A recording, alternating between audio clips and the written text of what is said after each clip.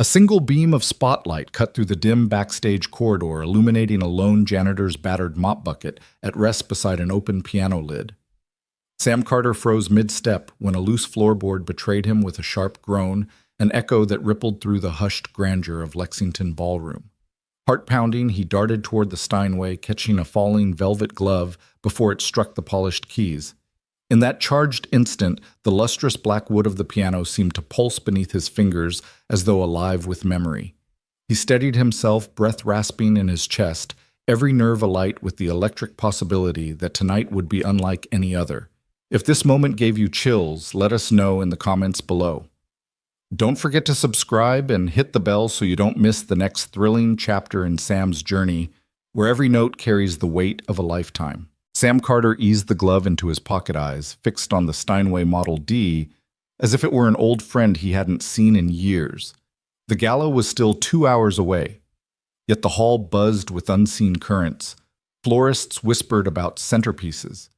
Waitstaff rehearsed silverware placements, and a lone violinist tested a single crystalline A.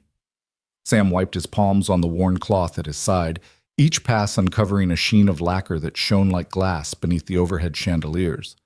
Though his uniform was ink-stained and frayed at the cuffs, he moved with the precision of a craftsman who had once known the intimacy of ivory and ebony beneath his fingertips. 8-year-old Emma Carter watched from behind a velvet curtain, her small frame framed by a halo of warm light. She had followed her father into the ballroom against the rules and against her better judgment, but his stern whisper earlier had melted into something gentle when he'd caught her peeking. Now she crouched low, sketchbook open on her knee, capturing the way his broad shoulders hunched ever so slightly as he polished the piano's rim. Her pencil scratched secretively, immortalizing each whispered curve and shadow. A sharp voice cut through the bustle. Carter. The event coordinator, Miss Whitman, materialized with her clipboard held like a shield. Miss Shaw will be arriving soon. The piano must be flawless. Her tone was businesslike, and Sam simply nodded, a motion he'd perfected to avoid confrontation. He returned to his work, the microfiber cloth gliding in an almost reverent arc across the lid, each stroke echoing with unspoken longing. Emma adjusted her grip on the sketch pad, her pencil pausing over a half-finished rendering of her father's calloused hands. She remembered the nights when Sam would gently coax her into slumber with Chopin's Nocturne played on an old upright, before the hospital gowns, before grief, before cleaning halls replaced concert halls. She flicked a glance at the grand piano as if sensing the weight of its history stored in every polished knot. A ripple of laughter skated across the floorboards. Sam stiffened, cloth held mid-air. He turned to see Richard Blythe descending from the VIP balcony. Silver hair gleaming, ego brimming. Blythe surveyed the scene with a predator's grin. "Remarkable, isn't it?" he drawled, voice dripping with disdain. "Our janitor here treating that piano like a long-lost lover." A handful of staff tittered. Sam's jaw tightened, but he remained silent. Emma's pencil resumed its rhythm, sketching Blythe's smirk into oblivion. Blythe inhaled theatrically, then leaned over the balcony railing. His next words dripped with malice. "I wonder if he'd play us a tune. Or is that beyond his pay grade?" Laughter rolled like thunder through the staff quarters, and Sam's fingers curled instinctively around the cloth. He inhaled, chest rising in a controlled beat, then still air. Blythe, expecting fresh jibes, found only Sam's steady gaze. "Do you even know what you're touching?" Sam's voice was quiet, but it carried. The mocking staff fell mute, curiosity blooming in the hush.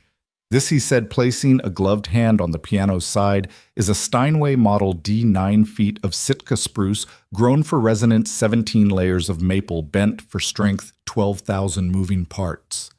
It costs more than your yacht and holds more stories than your column ever will."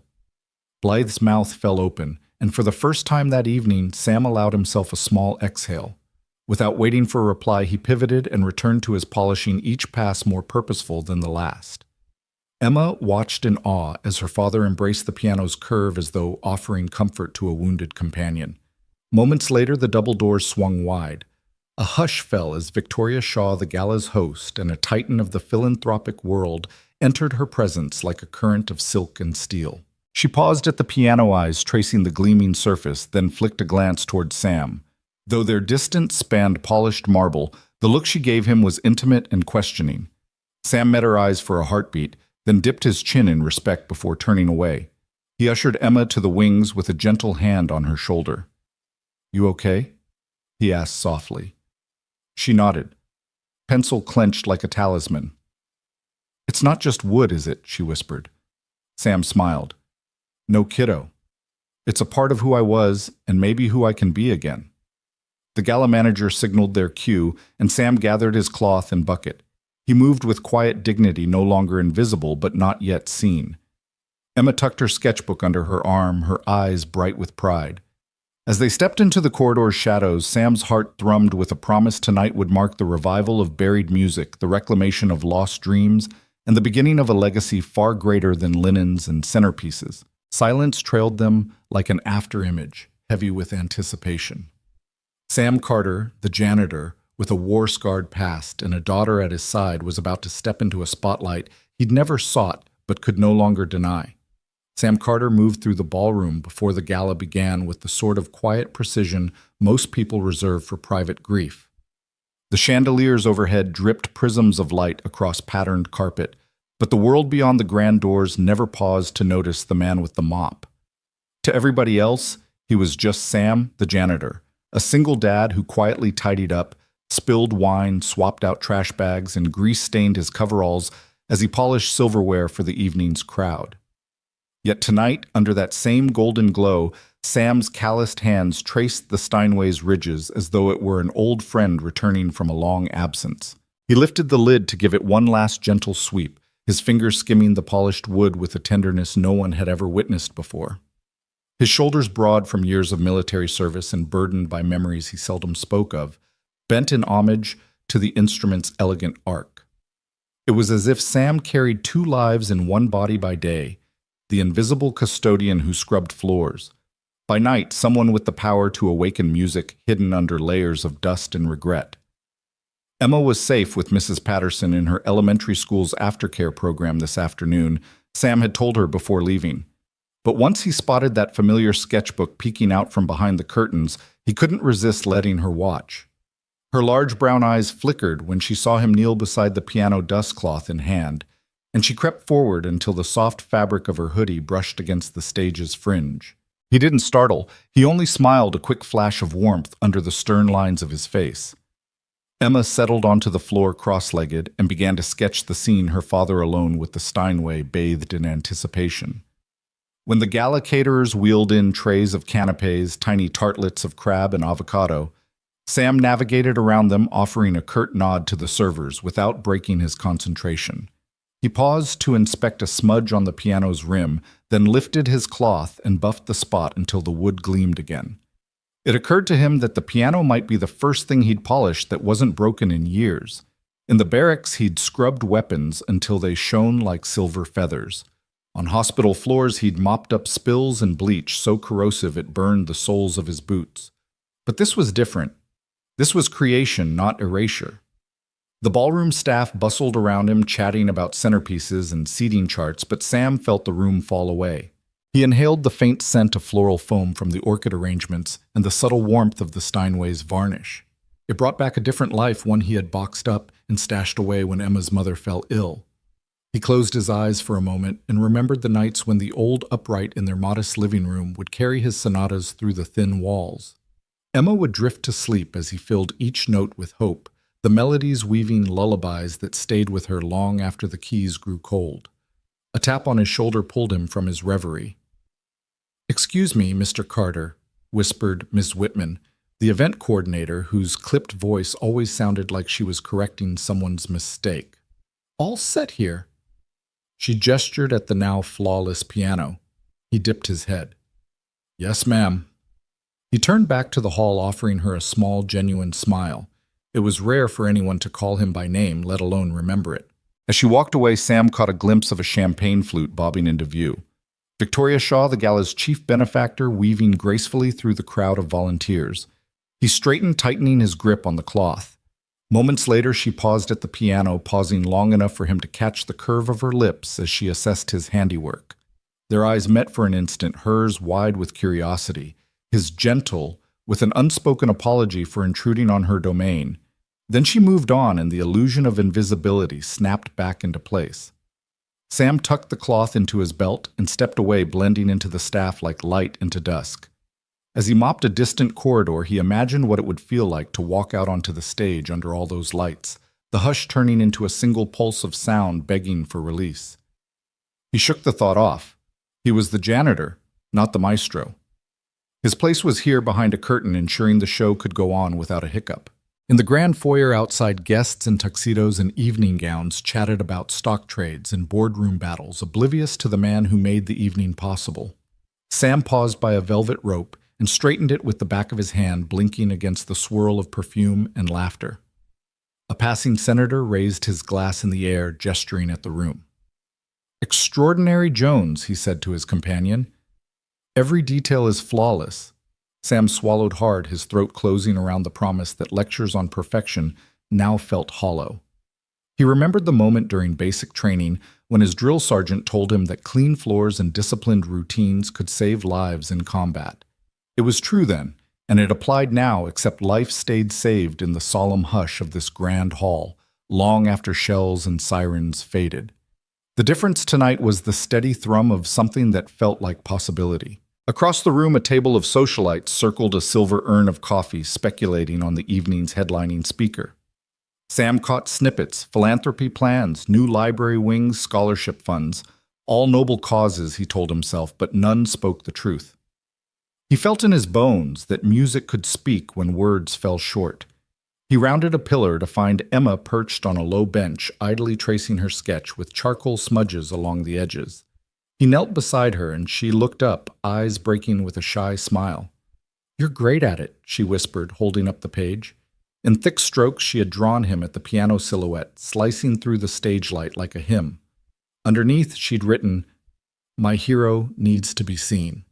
He reached out, brushing a stray hair from her forehead. "You're my greatest audience," he said quietly. She bit her lip, glancing at the grand hall beyond. "Would you ever play again?" she asked. Sam's chest tightened. He folded his arms around her small frame. "I don't know, kiddo," he admitted. "I just don't know." She leaned into him, chin against his chest. The din of guests filtered through the doors, but here in that shadowed alcove, the world was still. He ran his hand over her hoodie, remembering her mother's laughter, as they both practiced scales together before the illness, before the loss. He straightened at the sound of approaching footsteps. Victoria Shaw appeared, footsteps hushed against the carpet. Her gaze flicked to Emma, then to Sam. "You two make a lovely picture," she said. Sam gave a small nod. His mind raced. Was she offering praise or simply making conversation? She smiled, a quick upturn of lips that felt genuine, and turned away, disappearing into the lights. Sam watched her go, and hope unfurled behind his ribs. If the benefactor herself stopped to acknowledge them, perhaps invisibility wasn't a mandate after all. Perhaps tonight he could step beyond mop and bucket, even if just for a moment. He stood bracing himself against the wall. The gala's opening strains drifted from the stage, soft orchestral chords tuning up. Sam closed his eyes for a heartbeat, summoned every ounce of courage he had left. His identity as janitor was a fact, but it didn't have to be the whole story. He took Emma's hand, fingers small and confident in his. "Let's get you home," he said, but she wrenched her sketchbook from his grip and held it high. "I'm not done," she declared. Sam exhaled a laugh, slipping free. She tugged him forward back toward the piano, where light and possibility danced together. As they stepped into the gallery of tapered candles and crystal chandeliers, Sam Carter felt the two halves of himself converge. The uniform he wore belonged to the man who cleaned the floors. But beneath the stage lights, the man who cared for this piano stood ready to be seen. And for the first time in a long while, he believed it might be enough. The hush backstage was a universe away from the glittering ballroom beyond the curtains. Emma Carter huddled in the wing sketchpad, balanced on her knees and pencil poised like a conductor's baton. Her hoodie sleeves swallowed her hands, and her scuffed sneakers dangled over the edge of the low platform.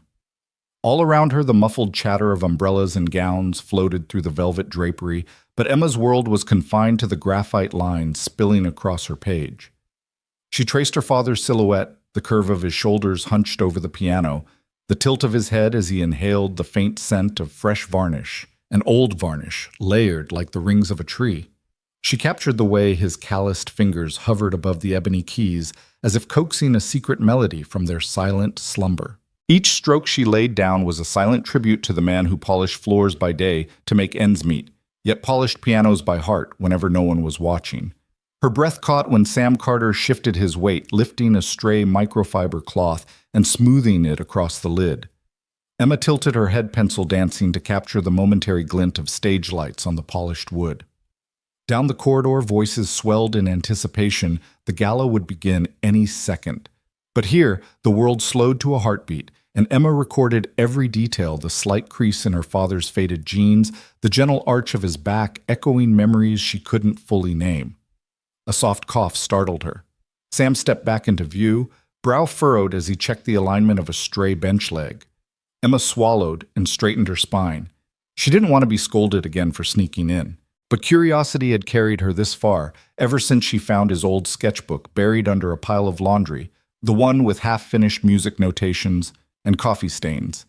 She'd realized that Sam carried a life beyond the mop and bucket, and she needed proof. He finished adjusting the bench and glanced toward the curtain. Emma froze, pencil sharp against paper. For a moment she feared he'd send her away, but instead he offered a small, understanding smile. Emma exhaled, relief flooding her chest. She dipped her pencil back into the graphite, sketching his features, the strong line of his jaw softened around his mouth by the faintest hint of a smile. Sam knelt beside her without a word, as though drawn by her silent determination.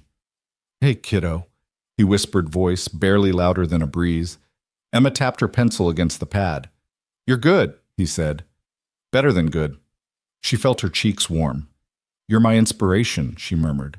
The corners of his eyes crinkled and Emma penciled the smile there. Above them the band began tuning violin-cello, a low hum from the brass. Emma paused, pencil hovering. She looked up to see Sam standing, reaching toward her. "Come on," he said, gently offering his hand. Emma set the sketchbook aside and slipped her hand into his calloused one. He guided her onto the stage, and Emma's eyes widened at the sight of the Steinway black glass shining like liquid night under the chandeliers. Sam placed her on the bench beside him, settling her feet so they dangled just above the polished floor. Emma gasped and gripped the edge of the bench.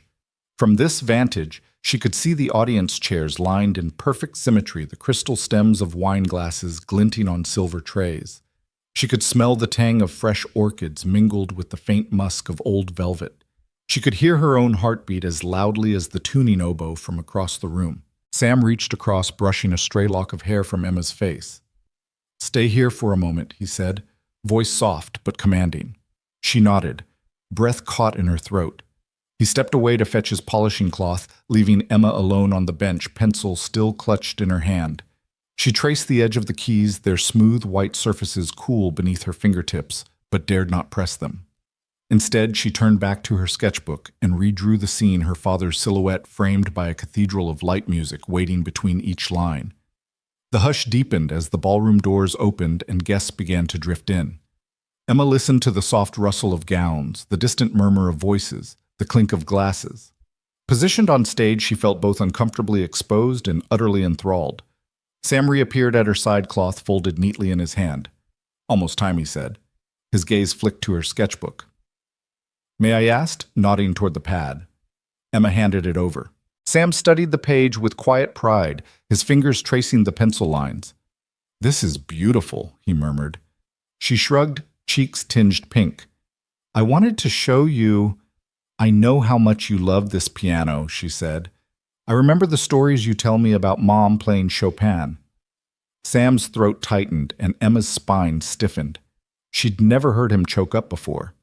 He wrapped an arm around her shoulders and led her off stage to a low-lit alcove behind a gilded pillar. "You don't need to hide who I used to be," he whispered, voice thick. Emma shook her head. I want you to feel proud," she said. "You're more than a janitor." Sam held her close, feeling the warmth of her body against his uniform. "I've forgotten what that felt like," he admitted. "Thank you." In the corridor, a soft footstep echoed. Victoria Shaw emerged, her tailored black dress sweeping the marble. She paused when she saw them, father and daughter, huddled beneath the chandelier's afterglow, the sketchbook open between them. Her expression softened, and for an instant she looked not like the empire builder, but like a mother protecting her own child. She cleared her throat. "Mr. Carter." "Emma," she said, voice gentle. Sam straightened, hovering between pride and embarrassment. Emma straightened too, clutching the sketchbook to her chest. "I just wanted to tell you," Victoria continued, "that your dedication, it doesn't go unnoticed. Especially this." She gestured at the page. Emma blinked. Sam blinked. Nobody had ever praised her art so earnestly. Emma wrapped her arms around her father in a sudden hug, startling Sam into laughter. Victoria smiled and slipped away into the golden glare of the ballroom. Sam knelt and brushed Emma's hair back. "Come on," he said. "Let's get you home before someone else notices a missing kid." Emma shook her head. "I'm not missing," she said firmly. "You're the one who's about to be seen." He cocked an eyebrow. "And how do you figure that Emma tapped her sketchbook?" "Because this is just part of the story," she said, voice sure. "And people need to know all of it." Sam rose and offered her his hand. Together they stepped away from the pillar toward the awaiting gala. Emma's sketchbook clutched like a roadmap to a future where no part of Sam's life would stay hidden in the shadows. The murmur of conversation swelled to a gentle roar as guests drifted into Lexington ballroom champagne flutes, tinkling in the soft electric light. Somewhere nearby, the string quartet tuned their instruments in a delicate counterpoint, but all of that drifted away the moment Richard Blythe cleared his throat above the din. He stepped down from the VIP balcony with a predatory gray silver hair catching the chandelier glow and cast a slow appraising glance at Sam Carter, kneeling beside the Steinway. Emma, clinging to her sketchbook in the wings, watched in frozen fascination as Blythe's lips curved into a smirk. "Look at him," Blythe announced, voice rich with condescension, caressing that piano like a long-lost lover. His words struck the air like a whip crack. A few servers tittered, pressing their palms to their mouths in nervous laughter. Others shifted, uncomfortably aware that their role was to stay unseen. Emma's pencil snapped to attention, graphite scratching abruptly across paper, one of her delicate lines blurring into an impromptu smudge. Sam's hand froze on the polishing cloth. For a heartbeat, the world slipped into a taut silence. The polished wood gleamed beneath his fingertips, oblivious to the gasps and giggles.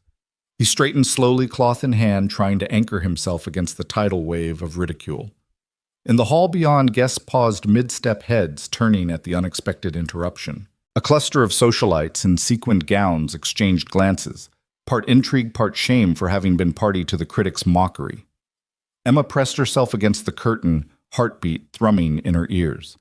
She remembered her father's stories of boot camp and battlefield discipline, where a harsh word could cut deeper than any wound. This was different, but the pain felt just as sharp. She traced a trembling finger across the page of her sketchbook, as if she could erase Blythe's cruelty with one stroke. Instead, she watched her father rise, each inch of height reclaimed with quiet dignity. Sam Carter released a steady breath, the kind that comes from years of training under fire. He placed the cloth gently on the bench beside the piano and lifted his chin.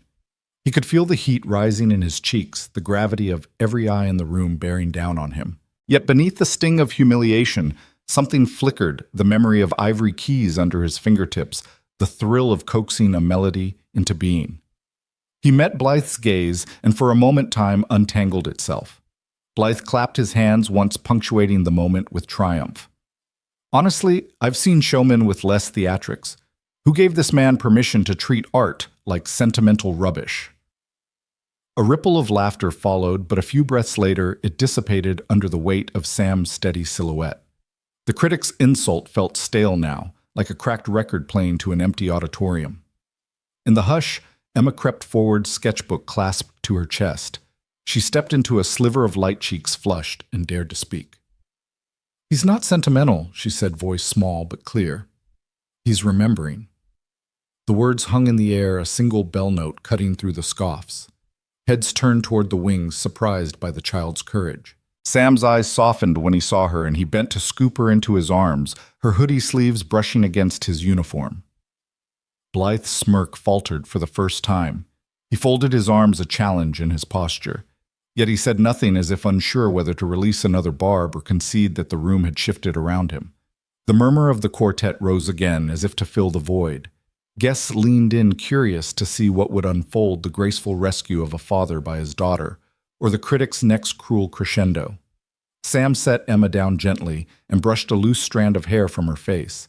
His voice when he spoke was calm, soft as dusk, yet carrying to every corner of the hall.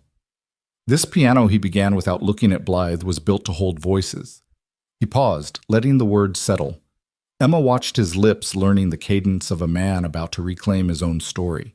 The audience leaned forward in sympathy, caught between expectation and hope. A waiter appeared at Sam's side tray, raised in a reflexive gesture, but Sam shook his head. He reached instead for the bench fingertips, brushing the satin polish. The Steinway seemed to respond, a low hum vibrating through its frame. Blythe cleared his throat, ready to pounce on any further slip, but the critic's next words died in his throat as the hall absorbed Sam's quiet presence. Emma crept back to Sam's side, pressing her sketchbook into his palm. He looked down, reading her silent vow, "I see you." Sam inhaled, shoulders straightening as the warmth of the room pressed in. In that charged instant, the critic's laughter felt small and hollow. Sam Carter, once invisible now, carried himself with the bearing of someone who knew exactly what he was worth. The hush deepened as each guest realized they were witnessing something more than a gala mishap. They were watching the quiet reclamation of a man's dignity, one that could no longer be silenced by a snide critic's laugh. Sam shifted the bucket in his hand, the water sloshing against the lip, as if urging him forward. He set it down with deliberate care, then turned on his heel to face the gathering crowd. "It's a Steinway Model D," he said softly, voice steady despite the tension knotting his chest. 9 feet of Sitka spruce and hard rock maple, 12,000 moving parts each, crafted for resonance and strength. He paused, letting those words settle in the hush that fell like a velvet curtain. "It costs more than your Mercedes, Mr. Blythe," he added, his eyes flicking toward the critic's stunned stare, "and it holds more stories than your column ever will." For a breathless moment, nobody moved. The caterers froze mid-step. The violinist's bow hovered over a string, drawing a single quivering note. Even Emma, standing at her father's side, clutching her sketchbook, held her breath so tightly her small shoulders trembled. Then the silence deepened, spreading through the room like ink and water, until it felt as though the walls themselves leaned in to hear Sam's quiet declaration. Richard Blythe's face shifted through a cascade of emotions: surprise, indignation, wounded pride. He cleared his throat as though finding his voice after being thunderstruck. Some of the younger staff members exchanged glances, their earlier giggles gone, replaced by a tentative respect. A few guests edged closer, curiosity gleaming in their eyes. Were they witnessing a private reckoning made public? Behind the stage curtains, wrinkled backs, straightened tuxedoed shoulders squared. The impromptu humility lesson was unfolding at the piano, and everyone could feel its gravity. Sam let his words hang for another heartbeat, then bent down and picked up his mop bucket as though nothing extraordinary had happened. But the way he carried himself now, head held high, shoulders unburdened by self-doubt, spoke volumes more than any sweeping declaration ever could. Emma brushed a stray curl from her forehead, her pencil poised to capture not the shame of her father's earlier humiliation, but the quiet power of his comeback. From the balcony, Victoria Shaw watched the scene unfold with sharp, discerning eyes. She had arrived expecting pomp and seamless perfection, but here was something raw, a man willing to stand up for what he knew, even when it risked his anonymity and possibly his job. She traced the grain of the piano's rim with a thoughtful finger as she descended the staircase, her heels clicking a steady rhythm that echoed Sam's newfound resolve. A murmur rippled through the guests.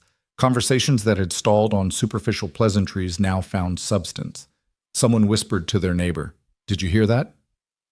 Another knotted lips pressed together in appreciation.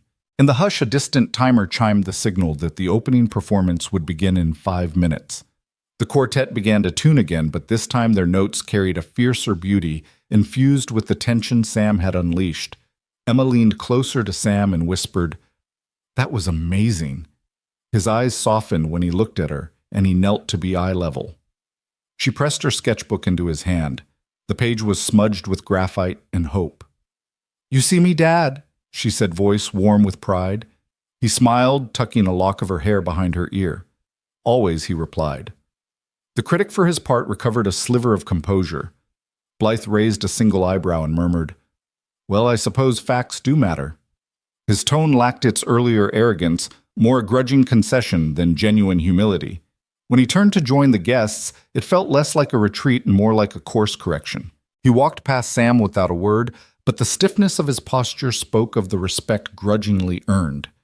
Sam dusted off his hands and glanced at the piano for the first time in years, as if seeing it anew. He recalled the last time he'd performed on a grand instrument, an elegant recital hall in Vienna, the applause echoing like distant thunder. He remembered the thrill that had coursed through him when the audience rose to their feet, and the heartbreak that followed when he walked away from the stage, trading concerts for custodial carts. He had hidden that past behind a mop's handle and a job that demanded invisibility. Yet here, under the soft glow of crystal chandeliers, he realized that invisibility was no longer his refuge. It was his cage. Footsteps tapped on polished marble. The event coordinator approached, clipboard in hand, cheeks flushed with excitement. "Mr. Carter," she stammered. Voice low. "The doors open in 2 minutes." "The guests will be seated." Sam nodded, offering her a reassuring smile. She held his gaze as if searching for some hidden reassurance, then scurried off to prepare the stage. Sam took a deep breath, letting the moment ground him. Victoria stepped up beside him, eyeing the sketchbook in his hand. "May I?" she asked softly. Sam extended it with a nod. She examined Emma's drawing, her father kneeling beside the piano, captured in charcoal silhouette. Victoria's lips curved into a genuine smile. "She has talent," she observed. "And so do you, Mr. Carter." The words felt like a benediction, warm and illuminating. Sam met her gaze, surprised by the sincerity in her eyes. "Thank you," he said, voice low. "I appreciate that." He hesitated, the weight of an unspoken question pressing on him. But the moment passed as the quartet's first violin drew a tentative bow across the E string, sending a pure note spiraling through the hall. "Ladies and gentlemen," the master of ceremonies announced from the podium, voice echoing like a trumpet call. "Welcome to tonight's musical gala, sponsored by the Lexington Arts Foundation." Applause erupted, filling the space with renewed energy. The magician's show was about to begin, but in the wings, a different kind of magic still trembled in the air, the magic of a man rediscovering his voice. Sam set his bucket aside and straightened his coveralls, smoothing away imaginary wrinkles with a steady hand. Emma slipped her hand into his, the warmth of her grip steadying his racing heart. He stepped forward to stand behind the audience curtain toes, brushing against the fringe caught between the world he'd known and the world he was ready to embrace. As the curtains parted, revealing the stage bathed in soft white light, Sam watched the quartet's opening chords bloom into the hall like the petals of a night-blooming rose. Each note carried its own resonance, and he felt the piano's heartbeat pulse through the floorboards. He closed his eyes for a moment, letting the music wash over him, washing away years of regret. When he opened them again, he met Emma's gaze from the side of the stage. She nodded a silent promise that she believed in him. He nodded back a vow that this time he would not retreat. The world beyond the piano keys was watching, and he was ready to step into the light he'd once feared. Sam took a final breath and stepped away from the curtain, leaving behind the bucket and the shadows. The audience leaned forward, expecting the evening's scheduled performers, but Sam Carter was not on the program. Yet as the quartet's finale note faded, the audience felt a shift, an unspoken question hanging in the air. Was this truly the end of his story, or merely a prelude to something greater? Victoria Shaw swept through the ballroom like a monarch reclaiming her throne. The hush that settled when she entered wasn't imposed by force. It was earned by reputation and presence. Her sleek black jumpsuit clung to her frame with precision-tailored elegance, the kind of garment that whispered power with every step. She wore no jewels heavier than her steady stare, and her hair was swept back into an elegant knot that spoke of boardroom battles won and empires built. Victoria paused at the fringe of the orchestra's warm-up light, her eyes drifting first to the crystal chandeliers overhead, then to the gleaming Steinway Model D at center stage. The piano's polished surface caught the glow and reflected back like a dark mirror, and she recognized a reverence in its shine she'd never seen in her usual circles of suits and champagne. As she navigated through clusters of socialites and philanthropists, Victoria's gaze skimmed the room, cataloging the evening's players. A senator adjusted his cufflinks near the dessert table. A famous actress murmured into her date's lapel microphone, and a tech billionaire lingered by the silent harp checking his watch. But beneath the orchestrated glamour, Victoria sensed a tension. The memory of something unsaid stirring the air. Between the glances cast toward the stage and the subtle tremor of expectancy, she realized the gala's true performance might not unfold under the spotlight. Something essential was happening backstage, invisible to the program's script of speeches and sonatas. Victoria paused in front of the piano, one hand brushing a phantom fingerprint from the lid. The wood felt alive beneath her fingertips, as if it held the weight of every note that had ever sung through its frame. She tilted her head, noticing a figure slip away into the shadows. A man in a janitor's uniform, mop bucket in hand, shoulders squared with a quiet dignity that set him apart from the staff.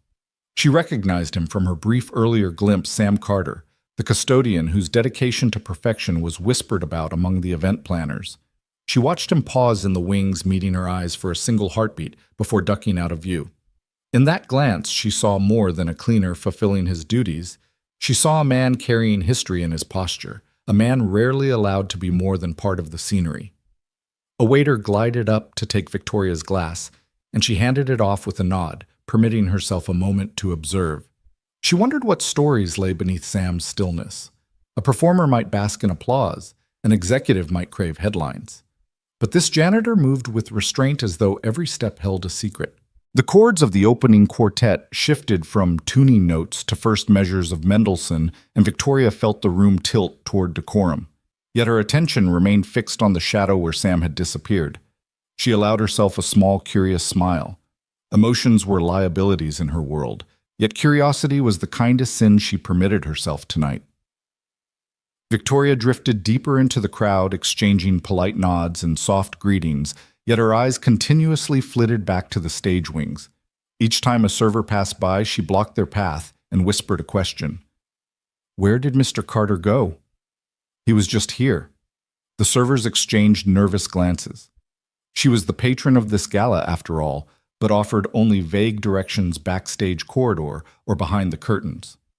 Unsatisfied, Victoria excused herself from a senator's tale of international finance and slipped through a narrow side passage marked staff only.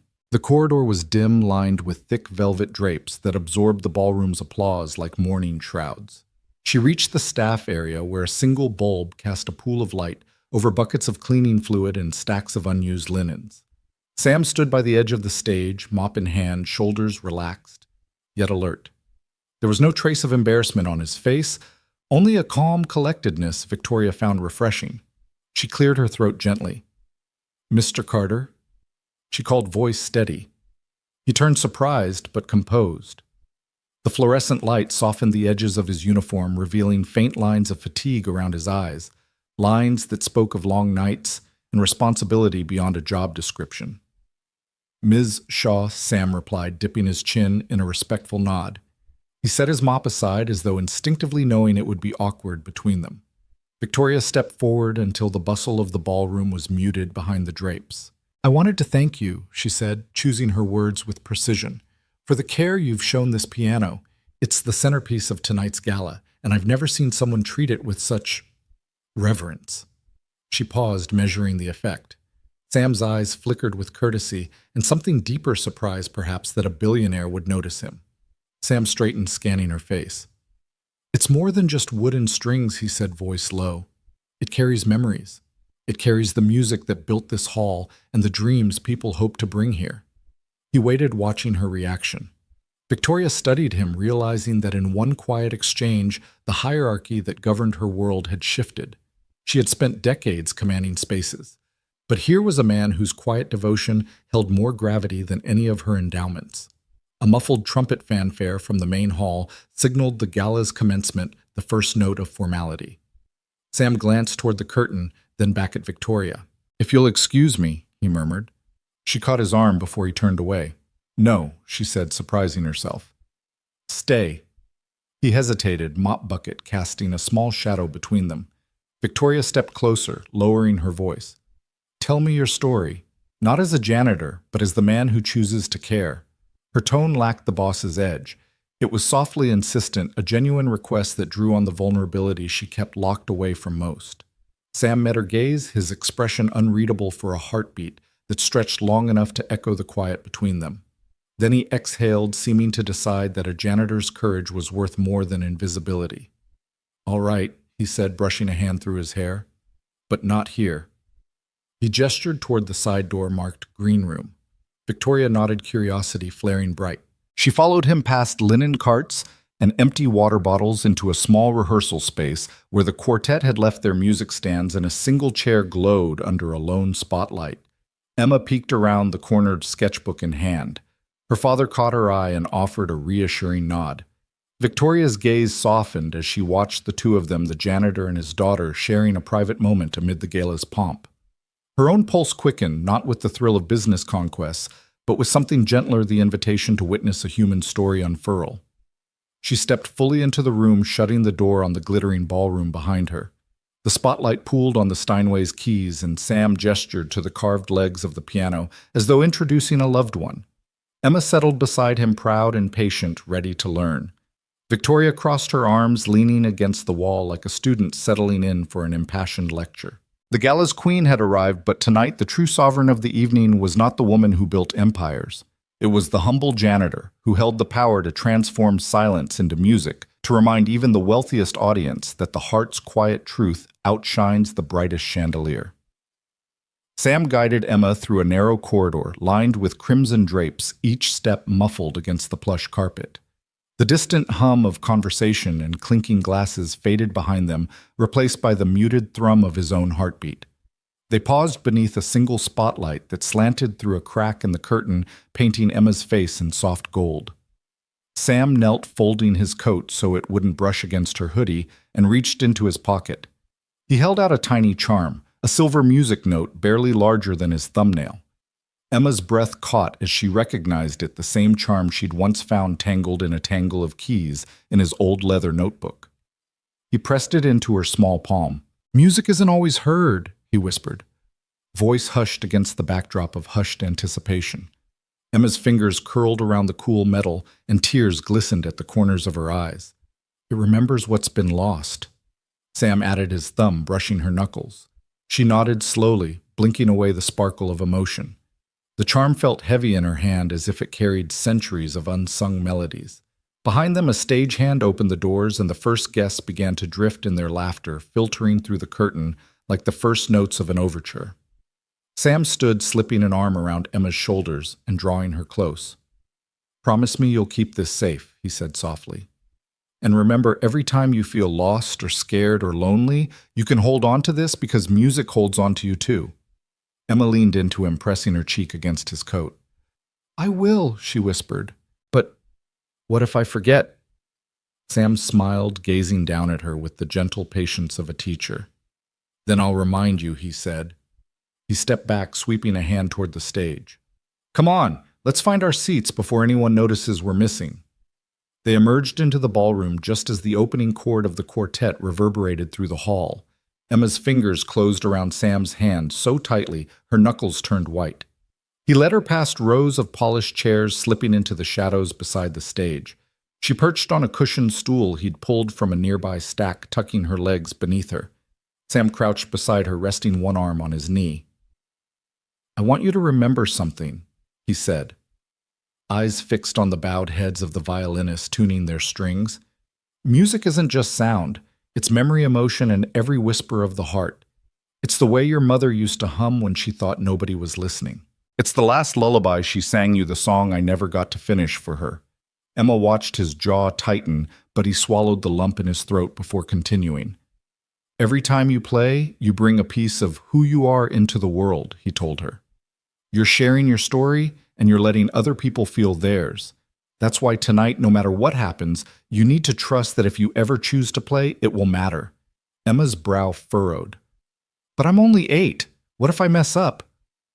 Her voice was small, laced with the same insecurity Sam had once carried into the wings on countless evenings when she'd begged him to let her try a single note. He reached over and tucked a stray curl behind her ear. "Messing up is part of the music," he said. "It's how we learn where the melody lives.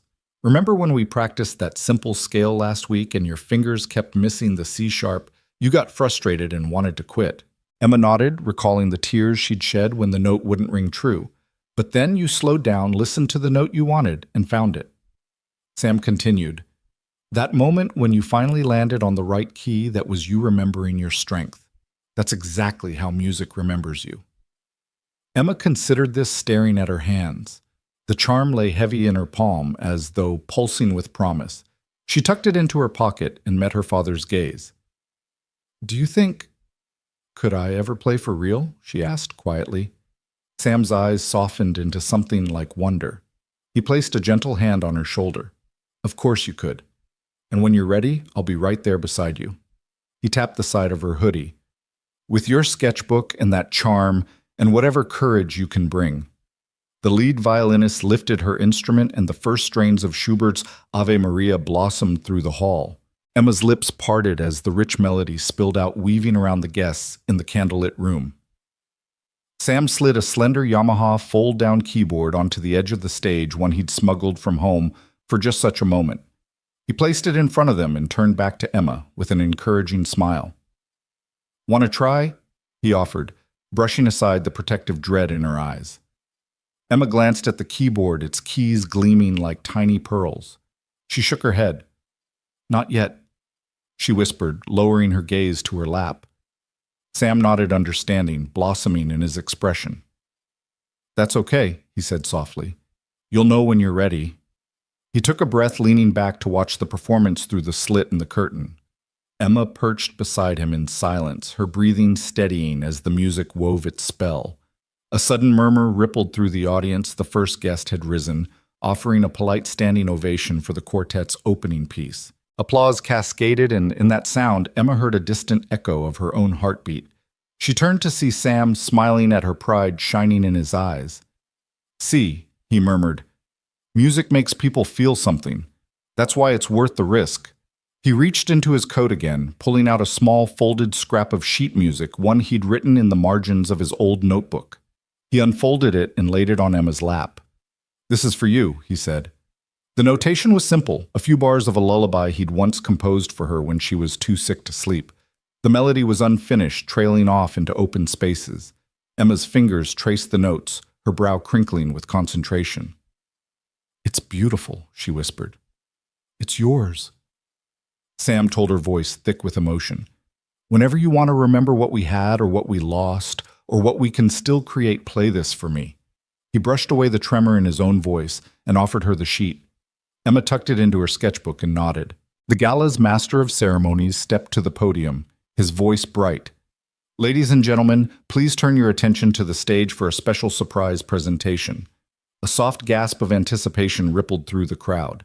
Sam inhaled, glancing at Emma. Her eyes were wide with wonder, and something else, a spark of readiness he hadn't dared to hope for. He reached down and squeezed her hand. "Whenever you're ready," he whispered, leaning close enough for her to feel his breath. Emma took a trembling breath of her own, closing her eyes for a moment, as if summoning a secret strength. When she opened them, Sam saw the choice reflected in her gaze. She nodded once, firm and sure. Sam rose, gathering the mop bucket and cast-off coat, and stood at the edge of the stage. Emma slipped from her stool and took her father's hand. The gilt frame of the Steinway glinted between them, its polished depths reflecting an entire lifetime of music waiting to be shared. With a final squeeze of her hand, Sam guided Emma onto the stage. The curtain rustled behind them, and the audience hushed again, anticipation hanging thick in the air.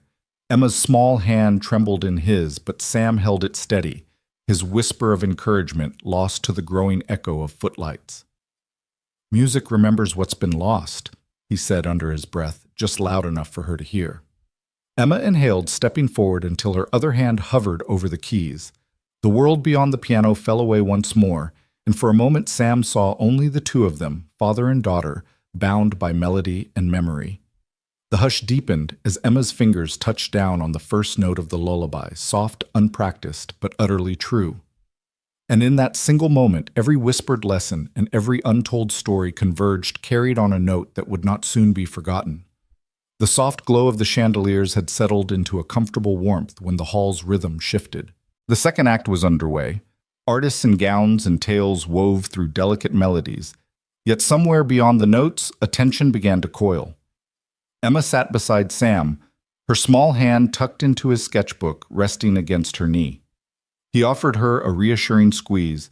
She returned it with a determined nod.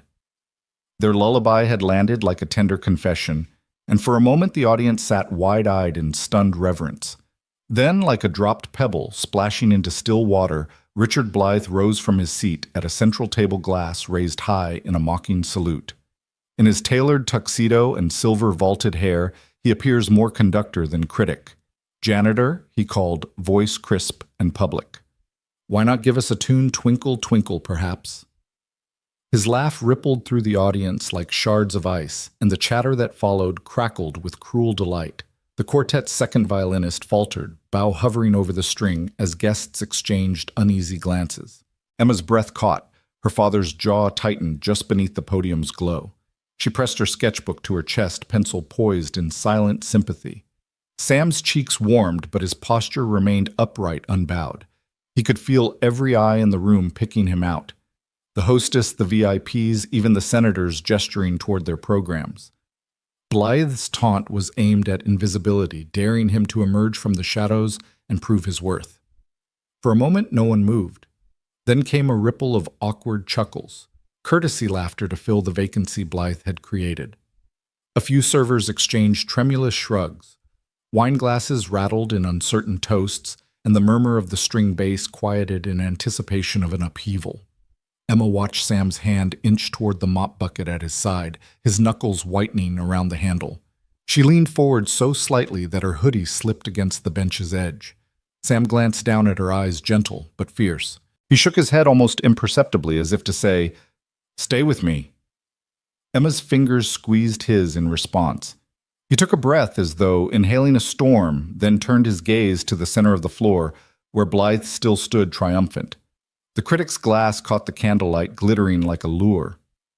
"You speak so eloquently about this instrument," Blythe taunted, stepping closer until his voice resonated like the crack of a whip. "Surely you know a scale or two. Come on, show us something. Even a child's melody would be charming." He arched an eyebrow and the room stifled laughter like a reluctant audience. Sam's lips pressed into a firm line. Behind him, Emma's pencil drooped pencil tip, grazing the blank page as she waited. A heartbeat later, a single decisive clap rang from the front row. Emma followed the sound with her eyes and saw Victoria Shaw rise from her seat, placing her pristine wine glass atop the stage's edge with deliberate calm. The rim of the glass caught the light and sent a slender beam into the critic's face. The room fell instantly silent, the hush swelling until it felt as though every breath in the hall hovered on the brink of discovery. Victoria held Blythe's gaze with the same unblinking confidence that had built her corporate empire. "Enough," she said, voice low but unmistakable. The single word carried the authority of someone who understood power not as noise but as presence. Blythe shifted, caught between irritation and respect, and for the first time he lowered his glass. Sam drew in a slow breath. He set his mop bucket aside, and every spectator leaned in, sensing that tonight's true performance had begun. Emma clutched his hand, her courage kindled by Victoria's intervention. She raised her head and met her father's eyes. He gave her a small, encouraging nod. A soft rustle passed through the crowd as Victoria stepped away from her seat and moved toward the stage. She glided across the polished floor in silent authority, her black jumpsuit flowing behind her heels, clicking with a measured rhythm. When she reached Sam's side, she reached down and placed her hand over his. The unexpected warmth of her touch ignited the hush into something alive. A breath held a world paused. "Mr. Carter?" she said, voice intimate enough for him alone yet resonant throughout the hall. "Would you honor us with the music you spoke of earlier, the music that remembers?" Her words danced in the space between them, a beckoning promise that transcended Blythe's mockery. Sam felt the weight of that invitation settle on his shoulders like a mantle. He glanced at Emma, who sat perfectly still, pencil forgotten on her sketchbook. Her eyes shone with fierce expectation. Around them, the audience leaned forward as though the next breath of music might reveal something sacred. Even the quartet had ceased tuning. Their bows rested on violin bridges, instruments waiting in solidarity. Sam nodded once, a gesture both humble and resolute. Victoria withdrew her hand, stepping back into the shadows, and the hush deepened until it felt like standing beneath a cathedral's dome, every footstep muted by sacred awe. Sam moved forward with the unhurried grace of someone returning to a long-lost home, each step echoing on the hardwood like a heartbeat. Emma rose and joined him, placing her small hand atop his work-worn one. Their silhouettes merged in the stage's soft glow, father and daughter, custodian and heir, two hearts tethered by melody. Sam lifted the piano's fallboard and settled onto the bench, the cool veneer beneath his fingers, a welcome anchor. He glanced at the audience blinking against the spotlight and found Victoria watching from the wings, her expression unreadable yet encouraging. Emma perched on the edge of the stage beside the bench sketchbook clutched in her lap. Sam drew in a steadying breath and laid his fingers on the keys. The hall waited, every breath lodged in silence. Then from somewhere deep within, he summoned a single note, a trembling E that rang soft and pure. The note resonated through the rafters, stirring the air like a quiet prayer. Sam closed his eyes, letting the next notes flow from memory, the chord progressions he'd practiced on borrowed uprights, the arpeggios he'd coaxed from rented instruments, the lullabies he'd composed for Emma in tender nights of need. The melody unfolded slowly, each phrase heavy with longing, each pause pregnant with unshed tears. Emma drew her pencil across the sketchpad, capturing the shape of each note in graphite, an unseen hymn made visible. In that moment, Blythe's sneer had vanished, replaced by the rigid stillness of disbelief. The critic's glass lay forgotten on a nearby folding table, half empty and cold. The guests leaned forward, breath held, as if the walls themselves strained to listen. Victoria stood behind them all, her posture relaxed but her eyes unblinking, absorbing every nuance of Sam's playing. The music swelled into a choral arc, a gentle crescendo that cradled loss and hope in tandem. Sam's fingers danced with newfound certainty, weaving tenderness into the melody's heart. Emma watched his profile from the stage's edge, her pencil pausing only to record the quiver of his chin, the set of his shoulders, the ache and release that shaped each bar. When the final note hung, suspended an echo of silence itself, the room exhaled in unison. The hush shattered like glass, replaced by a roar of applause so genuine and fierce it felt like redemption. Sam opened his eyes to see the audience on its feet, tears glistening on cheeks both young and old. He rose from the bench, eyes brimming, and allowed himself a small nod of acknowledgement. Emma darted onto the stage, flinging her arms around his legs in a triumphant embrace. He scooped her up, her laughter ringing over the clamor of clapping hands. Victoria descended the steps and joined them, her smile radiant and free of the usual corporate polish. She wrapped an arm around Sam's shoulders and leaned in, speaking words unheard by all but him.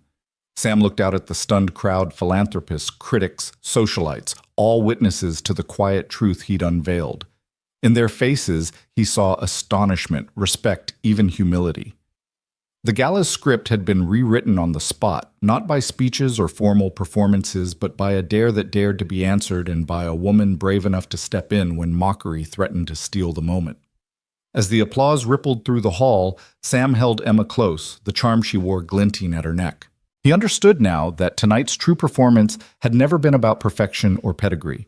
It was about remembering loss, remembering hope, and remembering the courage it takes to reclaim a voice buried beneath silence. And in that remembered music, an invisible man found himself seen at last. Sam Carter's pulse thrummed in his ears as he stood just beyond the fringe of the stage's velvet curtain. The applause from the quartet's encore still rippled through the hall, but all of that faded when he met Emma's wide, expectant eyes. Her small hand gripped his with the quiet insistence of a tether. She needed him here now. He set his polishing cloth on the sideboard with deliberate care, as though laying down armor before battle, and lifted his chin until the stage lights caught the faint gleam in his eyes. His first step onto the polished wood sounded like a drumbeat in the hush that fell. Each echo carried the weight of every moment he'd hidden, every backstage sweep, every aisle, mopped, every shadow he'd slipped through. Now the silence leaned in around him, curious and hungry. He could feel it pressing against his uniform, warm as the breath of 1,000 strangers waiting to discover who he really was. Emma slipped beside him, her dress sneakers brushing the stage floor. She glanced up at him, eyebrows lifted in both pride and gentle concern. Sam nodded once, a small gesture that passed between them like an unspoken vow. Then he inhaled, tasting the air scented with orchids and polished wood, and planted both feet firmly as though staking a claim. The lights blazed brighter, threading through the chandelier prisms and scattering rainbow flecks across the rows of seated guests. Sam swallowed, having almost forgotten how bright a spotlight could be. The audience leaned forward, tuxedos and gowns shimmering in soft anticipation, their programmed excitement shifting to raw curiosity. Somewhere to his right, Richard Blythe's silver hair glinted as the critic raised an eyebrow, half in disbelief, half in challenge. Sam took another step, the stage beneath him alive with reverberations. He felt each footfall like an exclamation point. This was no longer about cleaning a piano. It was about reclaiming a voice buried under years of survival. He allowed himself a moment to appreciate the grandeur, the vaulted ceiling that arched overhead like a cathedral, the carved wood panels that had witnessed the rise and fall of countless performances, the hush that had settled like sacred dust. Emma followed, drawing her own breath deep enough to make her small chest swell. She carried her sketchbook in one hand, pencil clipped to the cover. Sam had taught her that art could capture truth in silence, and tonight her presence here affirmed his own truth. He glanced at her and saw tears glinting on her lashes. Not tears of fear, but of pride. He reached a polished Steinway bench, its glossy sheen reflecting the stage lights in muted arcs. Without breaking his stride, Sam eased onto the bench, the wood settling under his weight with a faint creak. He removed his hand from Emma's and turned, motioning for her to perch on the stool beside him. She sat, knees tucked neatly beneath her, clutching her sketchbook, as though it held all their shared memories. Sam steadied his breathing, his heart pounding in sync with the faint pulse of the grand hall. He rested his hands on his thighs, feeling the worn leather of his gloves brush against his coveralls. He glanced up at the audience, finding Victoria Shaw in the front row. She watched him with an intensity that felt like understanding. Her posture relaxed, her gaze steady, as if she too had been waiting for this moment. Across the aisle, Blythe sat rigid, his critic's mask slipping for an instant as Sam's presence erased the lines of derision from his face. The senator at table 3 set down his wineglass, leaning forward, as though drawn by a magnetic force. A famous actress caught her date's arm to hush him, her eyes wide with genuine intrigue. The gala's meticulously planned program had been disrupted, and a new story was unfolding in real time. Sam exhaled, closing his eyes for a heartbeat. He could feel the grain of the piano's ivory and ebony just inches from his fingertips. He remembered the first time he'd pressed a key in his childhood home, the way the vibration had shuddered through the floorboards and into his bones.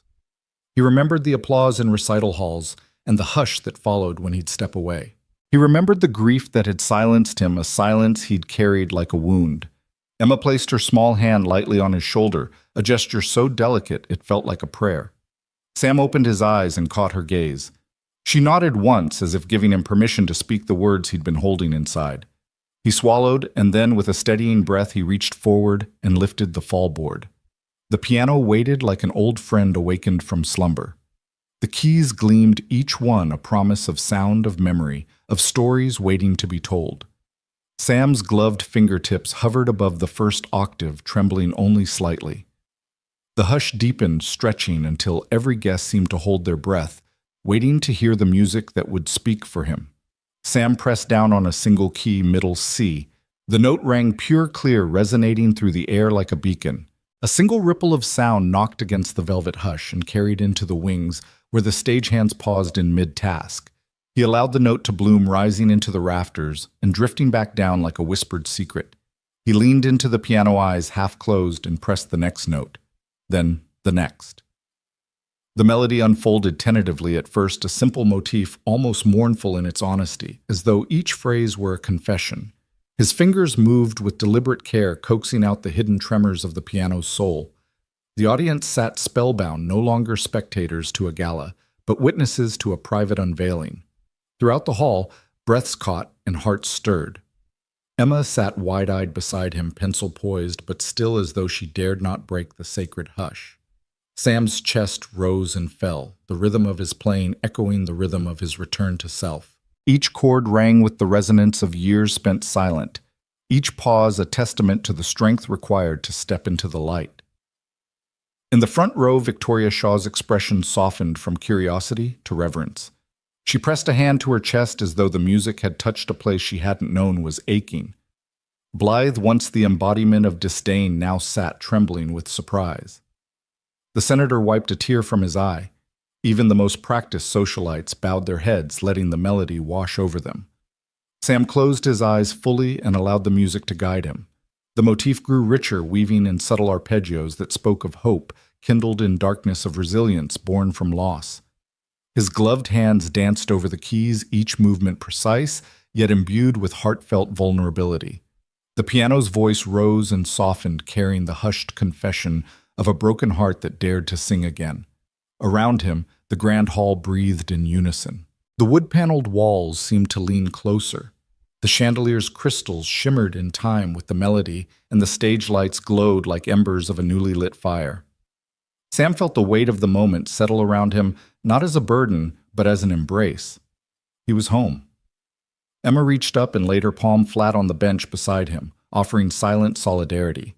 Sam smiled a small, tender curve of lips and nodded gratefully. The final notes blossomed, rising to a gentle peak before tapering into a soft, lingering hush. He lifted his hands and let them float above the keys, suspended in the quiet that followed. The world held its breath for the length of a heartbeat, and then the hall exhaled. Applause erupted like waves crashing against a shore fierce and full of awe. Sam opened his eyes to a sea of standing guests, their faces alight with wonder and respect. The encore had arrived, unbidden, an outpouring of gratitude for the truth he'd offered. Sam rose from the bench, shoulders steady, and turned to Emma. She beamed up at him, tears glinting in her eyes, the charm she wore nestled against her heart. He scooped her into his arms, her laughter chiming above the thunder of applause. Together they faced the audience, the janitor and his daughter, no longer hidden, walking into the light they had earned at last. Sam's fingers hovered a moment above the keys, gathering something deeper than practice or perfection, an echo of bedtime lullabies, a tremor of unshed tears. Then he pressed the first note, soft, deliberate, a single C that hung in the air like a whispered secret. It trembled for an instant as though uncertain it belonged before blooming into the next note, an E, gentle and yearning. The audience leaned forward as though drawn into a confession that bypassed words altogether. Emma watched in awe as her father eased into the melody he'd kept locked away for so long. There were no showy flourishes, no rapid-fire scales or dramatic arpeggios to impress. Instead, each bar felt like turning a page in a private journal. The ballad unfolded with a delicate elegance, each phrase infused with grief for the loss he'd carried and hope for the promise of new beginnings. In every rise and fall of his right hand, you could hear the memory of Emma's first cry, the ache of her mother's absence, and the steadfast determination to keep moving forward.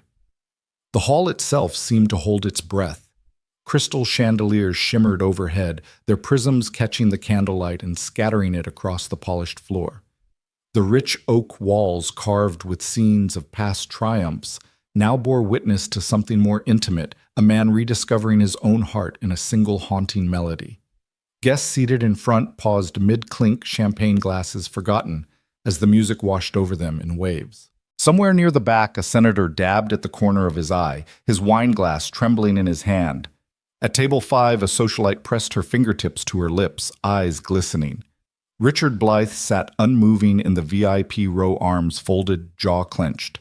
The critic who had waged war with words all evening now looked disarmed, his smirk replaced by a brittle stillness. Sam's ballad rendered all analysis futile. There was no clever turn of phrase in art criticism fine enough to dissect a soul laid bare by melody.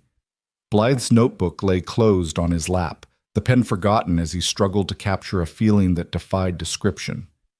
Victoria Shaw rose from her seat and crossed her arms, her sharp gaze melting into something like reverence. She remembered the first time she'd heard a piano in her mother's grand drawing room, how the notes had filled her like sunlight through stained glass. Now she felt the same warmth and recognition sweep through her as if Sam's ballad had reached across social aisles and corporate boardrooms to speak directly to her own hidden longings. She closed her eyes briefly, letting the music stir the places she'd long ago learned to keep silent. On stage, Sam's left hand wove a gentle counterpoint, warm, steady chords that cradled the fragile melody above. Emma shifted on her bench, pencil in hand, but she didn't draw.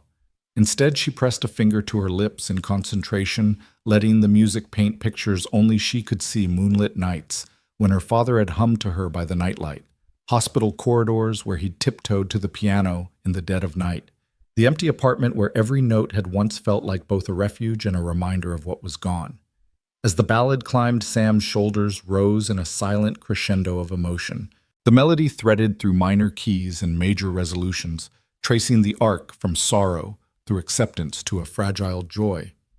His gloved fingertips brushed the edges of the keys as though coaxing hidden tears to the surface, then guiding them gently toward release. Somewhere in the middle, he paused for a length of silence that stretched like a held breath, an articulation of absence so powerful it resonated louder than any chord. The audience exhaled aloud, catching in throat and chest. Then Sam returned to the melody's final reprise this time, with a warmth that felt like sunrise breaking through storm clouds. The chords rang clear, each one, carrying a weight he'd embraced rather than avoided. He closed his eyes and allowed the last notes to drift, holding the final chord until it shimmered and receded like a tide. For a heartbeat, nothing stirred except the echo of piano strings settling back into repose. When the hush finally broke, it did so in a rush of applause that felt less like approval and more like gratitude. Guests sprang to their feet, rising in a spontaneous standing ovation. Sam opened his eyes to a sea of faces alight with wonder. Friends and strangers moved beyond privilege or position, touched by the simple truth of a father's lullaby. Emma climbed off the bench and raced into his arms, wrapping her small arms around his waist. He lifted her up and she pressed her cheek against his shoulder, still swaying as though guided by the piano's fading resonance. Victoria strode forward through the clapping crowd, her heels forging a clear path across the marble floor. She reached the stage and held out her hand to Sam, helping him stand steady. "Thank you," she whispered, voice thick with emotion. "Thank you for sharing that." Sam nodded, blinking back tears that gleamed in the stage lights. Emma slipped from his arms and stood between them, sketchbook clutched under her chin like a prized treasure. In the aftermath of the unexpected melody, the gala's program lay forgotten. The quartet exchanged uncertain bows in a corner, their opening pieces rendered secondary by this intimate revelation. Servers hovered with trays of untouched hors d'oeuvres, unsure whether to applaud or simply step aside. Even Richard Blythe, once the loudest voice in the room, remained seated, his expression unreadable but softened by genuine respect. Sam stepped forward to the edge of the stage, his uniform smudged with a thin sheen of sweat, and offered the bench a silent nod of farewell. Emma slipped her hand into his again, and together they walked down the few steps to the front of the stage. The applause roared anew, not as polite ceremony, but as an outpouring of emotion too deep for words. Under the chandelier's glow, Sam and Emma stood side by side, a picture of resilience and love made visible. The crowd leaned in, eager for a glimpse of the man who had dared to transform his sorrow into song. And in that moment, the Steinway sat quiet behind them, its polished surface etched with a story that no critic could ever reduce to a few cold sentences. It had borne witness to a truth that transcended status, a lullaby woven from grief and hope, and the unexpected melody that reminded everyone listening that sometimes the most powerful performance is simply to be brave enough to play from the heart. Victoria Shaw's standing ovation was the first spark that ignited the room's collective reckoning. Her applause rolled through the hall like thunder, unplanned and utterly genuine. For a moment, Richard Blythe's meticulously sculpted smirk wavered, then collapsed altogether. His veneer of superiority cracked in the face of something undeniable. The guests, arrayed in silks and tails, sat breathless, as though caught in the wake of a revelation rather than a performance. Sam Carter stood at the foot of the stage, shoulders squared, his heart pounding, not with fear, but with something altogether new: vindication. Emma slipped her hand into his thumb, brushing the leather cuff of his coat. She held her breath, waiting to see what would come next. The hall's hush lingered as if no one quite knew how to follow such an unguarded benediction. Then applause broke out again, feverish and sincere, rising like a tide of gratitude and wonder. Servers paused in mid-step wine glasses, trembling, their reflections shimmering in the crystal chandeliers. A socialite dabbed at her eyes with a lace napkin, her voice caught in an unspoken "thank you." From his vantage behind the podium, the master of ceremonies swallowed hard, his carefully rehearsed introduction abandoned. He cleared his throat, but the words that came were lost in the swell of appreciation that washed through the crowd. Victoria stepped forward, crossing the polished floor with quiet authority. When she reached Sam and Emma, her eyes glistened. Without a word, she swept an arm toward the audience, inviting them to share in the moment's intimacy rather than its pomp. Sam swallowed awareness of every gaze sharpening his senses. The critic who had once belittled him now sat rigid glass still in hand, powerless to reinterpret what he had just witnessed. For years, Blythe had dissected performances with cold precision, reducing artistry to bullet points in his column. Tonight, his analytic scalpel had been rendered irrelevant by a melody born in the heart's shadows. He lowered his glass, meeting Sam's steady gaze with something unspoken, an acknowledgement that true talent could not be contained by pedigrees or privilege. Victoria crouched beside Emma, tucking a stray braid behind the girl's ear. "You were magnificent," she whispered, voice hushed but unwavering. Emma blushed, glancing up at her father. Sam's chest tightened with pride as he watched his daughter glow under the rarest form of praise, the kind bestowed by someone who understood the courage it took to stand unmasked. A hush fell again as Victoria rose to address the room. Her voice carried across the hushed audience, firm yet warm. "Tonight we witnessed more than musical skill," she said. "We witnessed truth, courage in its purest form. We were reminded that art belongs not to prestige, but to the souls brave enough to share it." She swept a hand toward Sam and Emma as though the pair were living embodiments of her declaration. "Let us honor that bravery and let it guide us beyond this hall." The guests rose once more, this time in a salute that felt more like collective exhale than formal tribute. Sam stepped forward, releasing Emma's hand to gather his composure. He dipped his head to Victoria, offering a silent thank you for shattering the illusions that had kept him unseen. Then he turned to the audience, glancing over the sea of faces that had arrived expecting polished performances, but had instead found raw humanity. He raised a palm in acknowledgement, his simple gesture met by another wave of applause. The sound rolled through the hall like a benediction, each clap a testament to empathy triumphing over spectacle. In that moment, Sam felt something shift deep within the weight of invisibility, lifting, replaced by a quiet conviction that his place was not behind the mop bucket, but wherever music called him to stand. Emma bounded up beside him, sketchbook clutched to her chest, her earlier trepidation replaced by a radiance that mirrored the chandelier glow. She whispered something in his ear, and he laughed, a sound rich with release. She pointed toward Blythe, who sat frozen in contrition, and Sam's laughter softened into something gentle as he gently squeezed her hand. At table 7, a group of benefactors huddled in impromptu clusters, trading tears and affirmations. A widow confessed she hadn't felt moved since her husband's memorial concert. A veteran admitted the melody had unlocked memories he thought forever buried. Sam listened, heart-swelling, as strangers spoke of private healing sparked by his unguarded song. It occurred to him that the piano's keys were not just levers and hammers, but portals to the hidden chambers of the soul. The in-house photographer, a career professional who normally snapped forced smiles and posed candids, lowered her camera and let it dangle by her side. She walked forward, clicking off the safety catch, and raised her lens. But instead of capturing the expected tableau of MCs and dignitaries, she composed a shot of Sam and Emma in a shared embrace beneath the chandelier's warm glow. The resulting image would later grace the Foundation's newsletter, but tonight it felt intangible, a secret slice of truth unspoiled by corporate branding. Behind the scenes, stagehands peeked from the curtains, letting themselves wonder what it would feel like to turn a mop handle into a conductor's baton, to find a latent dream breathed into life by a spark of courage. The orchestra members, kit tucked beside them, exchanged astonished glances that spoke more than they could articulate. Music meant more than practice, fame meant more than applause, and a single melody could unravel the world's expectations in one unassuming moment. Blythe finally rose stiffly and approached Sam. The critic's hand extended slow and deliberate. Sam paused, fingers twitching, before he accepted the gesture. Blythe's grip was firm, his eyes searching for a trace of performance behind the warmth in Sam's gaze. Finding none, he nodded once as though conceding that no words could capture the truth, now luminous in the pianist's stance. "Thank you," Blythe said softly, an admission more potent than any scathing review he'd ever penned. Sam inclined his head, offering a curt smile that blended respect with quiet defiance. The critic turned away, slipping back into the ranks of guests, now redefined by a single honest performance. Victoria cleared her throat, drawing everyone's attention once more.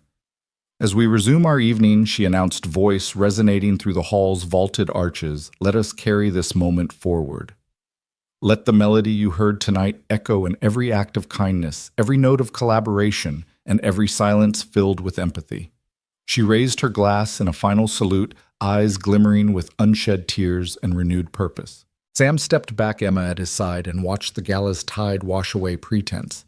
He realized that while the evening's applause would fade, its impact would endure in whispered reminiscences and private piano benches and in the courage of those who witnessed a janitor teach the world how to listen. His own illusions, the ones that had bound him to anonymity, lay shattered at his feet, fragments glinting like diamonds in the chandelier light. Emma looked up at him, eyes alight with unspoken plans and uncharted possibilities. He knelt beside her, lifting her chin so they could look into each other's eyes. "We did it," he whispered. Her grin was all the confirmation he needed. The gala's finale swelled once more, but Sam and Emma had already heard their true encore, the awakening of every listener's heart to the power of honest music and the grace of a voice reclaimed. The door to the old chapel creaked on its hinges, a sound that felt like the first breath of a place awakening from a long sleep. Sunlight slanted through tall, stained glass windows, painting the dust motes in ribbons of ruby and sapphire.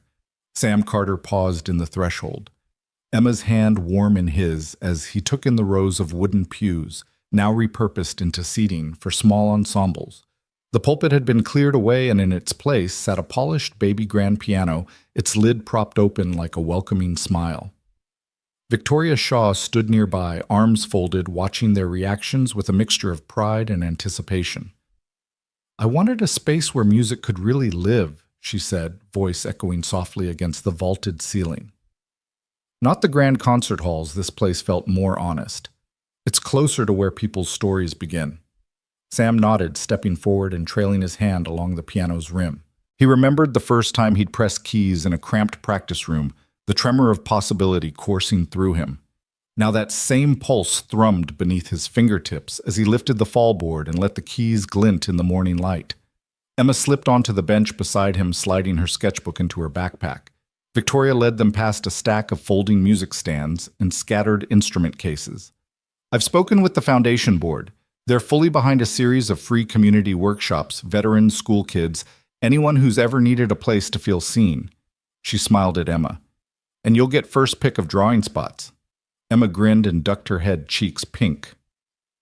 Sam tuned the piano, each A440 hammer striking a chord of promise. A nearby table held cans of paint and brushes for mural work, and behind it lay stacks of sheet music ranging from Bach preludes to pop ballads. Volunteers bustled in and out, carrying chairs and sweeping the floor, their chatter a friendly buzz. It reminded Sam of his own first gigs, only now there was no rush to hide backstage, no fear of being found out. Here he and Emma belonged. "Would you like to play something?" Sam asked, glancing at Victoria. She nodded, crossing to the front row of pews. "Play anything," she encouraged. "Let this room remember what it once knew." Emma watched her father's gloved hands hover above the keys. She remembered the gala's hush, how the hall had leaned in to hear his story. Now the chapel waited with equal anticipation. Sam took a breath and pressed the first chord, a rich C major that resonated in the rafters as though unfolding the stones themselves. He followed with a gentle arpeggio, the melody unfolding like a sunrise in sound.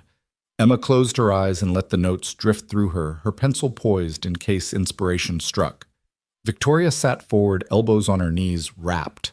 Behind her, volunteers paused to listen.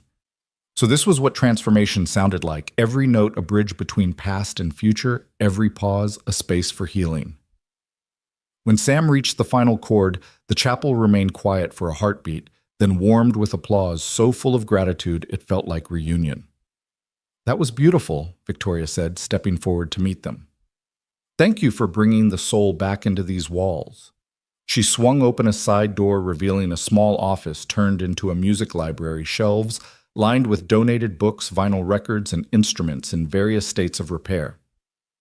"I want this to be your domain," she told Sam. "Pick what you need. Teach the classes you want. I'll handle the rest." Sam surveyed the trove guitars, violins, even a drum set tucked in a corner. He thought of the veterans he'd met who missed the camaraderie of barracks bands, the kids who yearned for after-school outlets, the seniors whose stories lay silent in attic trunks. "This is more than I ever dreamed of," he said quietly. Emma slipped her hand into his and he ruffled her hair. "Let's give it all back." Over the next weeks, the chapel hummed with activity. On Monday afternoons, Sam led a listening circle for veterans, each man and woman taking turns at the piano to coax memories back into the light. He taught them simple exercises, scales that whispered, home chords that spoke of courage. Outside, Emma set up her easel, sketching each player with a tender eye, capturing lines of wisdom on creased faces. Families drifted in after work, toddlers toddling between pews, their laughter threading around the music.